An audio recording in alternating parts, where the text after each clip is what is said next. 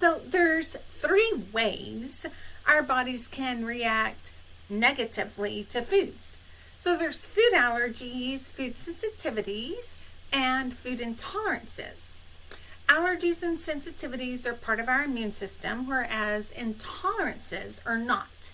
The most common intolerances are like to gluten and dairy, although there's also sucrase intolerance, less common. These are more genetic in nature, where we're not producing the enzyme or not enough of the enzyme to fully digest that type of food. Back to the immune system, food allergies are probably most well known, though they only affect like 4 to 6% of the population. But food allergies, we all know that it's where even a tiny bit of the food you're allergic to can cause an immediate over release of histamine, which can be life-threatening. Now, about 90% of food allergies are due to only 8 foods. So if you want to know what those foods are, it's eggs, milk, wheat, soy, peanuts, other tree nuts, fish, and shellfish. Now, quite often, people can outgrow their food allergies, but not always. They can be lifelong. Food sensitivities, on the other hand, while less well known, affect 30 to 40% of the population.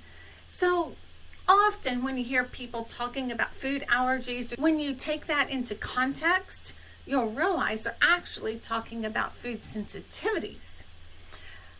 A big difference between allergies and sensitivities would be, while a tiny bit of the food can cause an allergic reaction, food sensitivities are often dose dependent. That means that a little bit of the food or substance may not cause a reaction, whereas a larger amount will.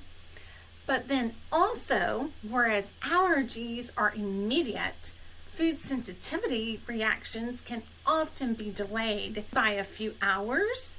So it makes them very difficult to identify, and yet they're so common. So when our gut lining becomes damaged, which can happen from any number of things, such as stress, which could even be overexercising or not getting enough sleep, but also certain medications like NSAIDs or pathogens or toxins. It could be damage caused by celiac disease or SIBO, small intestinal bacterial overgrowth, or even food sensitivities can damage the gut lining, leading to food sensitivities. Vicious cycle, I know. So when the gut lining gets damaged, it makes it more permeable or easier for undigested food particles to get into the bloodstream. When that happens, our immune systems will form a complex with that food.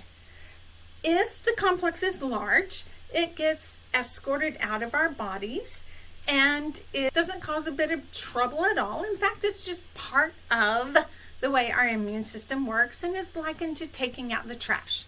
No harm done. However, if the complex with that food particle formed is small, it doesn't get escorted out of our body so easily. Instead, it can get lodged in an organ or organ system such as our digestive tract or skin or mucus lining or thyroid gland or just about anything.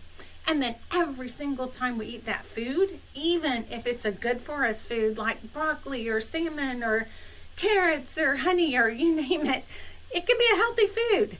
Every single time we eat it, though, it's going to go to that very same complex and cause more damage. So if you want to find out if food sensitivities may be playing a role in what is harming your health, fill out the food sensitivity quiz. It'll come to you in an email, and just 10 questions. So just fill it out, add up your score, email me back, let me know how you did.